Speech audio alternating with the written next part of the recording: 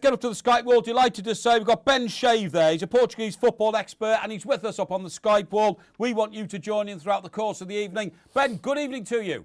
Evening, lads. How you doing? Very well indeed. Ben, thank you very much indeed for joining us. The slightly sort of curious row at the moment in this country is Drogba being pictured getting up and feigning that he was terrified of the draw against Benfica, sort of mocking his opponents. What have they made of that out in Portugal? Yeah, they've gone big on that in Portugal. The tabloid culture is just as strong over there as it is over here. So a lot of the press have been picking up on that. It's been all over TV.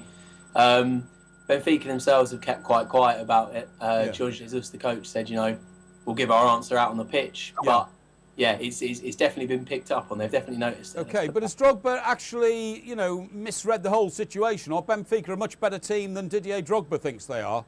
Yeah, I think so. I think they're a really good side. They've got some great attacking players. The defence is the least, well, it's the weakest area by far, but in the final third, they can really hurt teams, absolutely.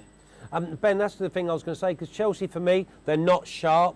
They're just going through the motions. They're playing balls really slowly and methodically, whereas Benfica, 1, 2, oh, where they gone? Oh, sorry, it's in the back of your net. They really are razor. And do you think that's where they're going to win the game, obviously, in the final third?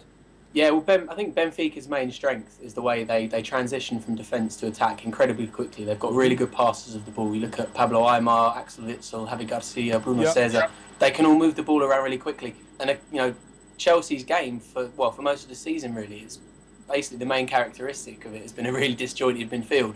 So I think if Benfica play as well as they can play, they can pass around Chelsea all night, particularly at home. Ben, how good is Nicolas Gaitan?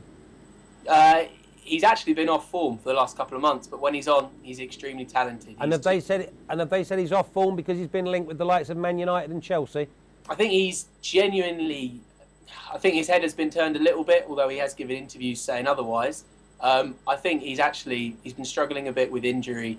He's generally quite the kind of player that he needs to get into a run of form, otherwise he can fall out of it quite quickly. Okay. Some shrewd judges have said to me about Oscar Cardoza. Yeah, I mean, just the most lethal striker in Portugal. He's very Berbatov-like, actually, in that he'll stand around doing nothing for half an hour, 45 minutes, and then he'll just produce something that's absolutely jaw-dropping, whether it's an assist, whether it's a goal.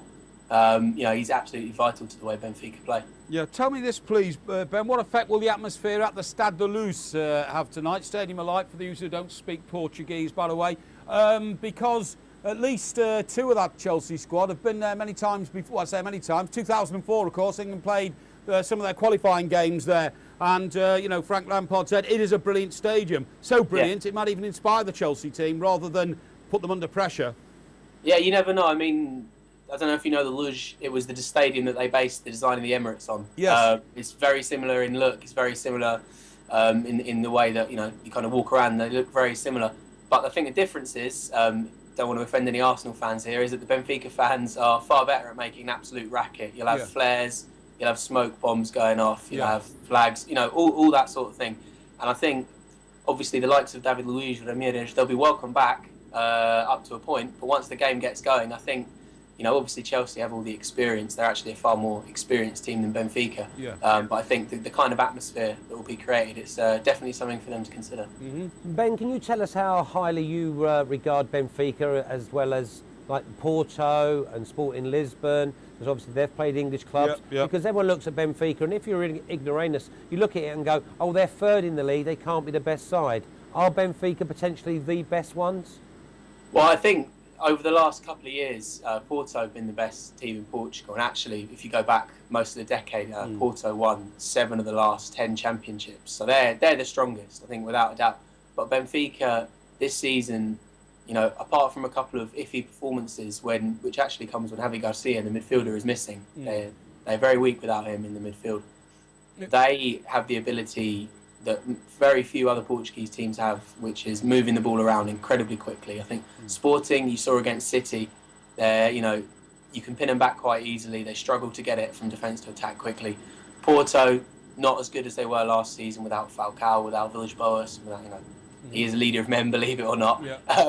Benfica, they're a really together squad. It's really united. Jorge Jesus, he's the kind of coach that players love playing for. And just because they're third in the league, there's only 2 points between them and Braga, and they play Braga at the weekend. So, by the second leg, they could well be top of the table again. OK, Ben, thank you very much indeed for being with us tonight, mate. Very good of you to fill us in on that great before he goes? Sorry? Can we get a prediction before he goes? Yeah, how do you think it's going to go, please, Ben? I think tonight it'll be 3-1 Benfica, and then I think 2-1 Chelsea at the Bridge. Wow, that's a wonderful prediction. Cheers, Thank you very much indeed, Ben. That's very good of you. Thank you very much indeed. No worries. Stay ahead of the game with Sports Tonight Live. Don't miss a thing. Subscribe to our YouTube channel. Search for Sports Tonight Live on Facebook and like our fan page. Follow Sports Tonight TV on Twitter and tweet us your thoughts and opinions. Sports Tonight Live, it's the platform for the fans.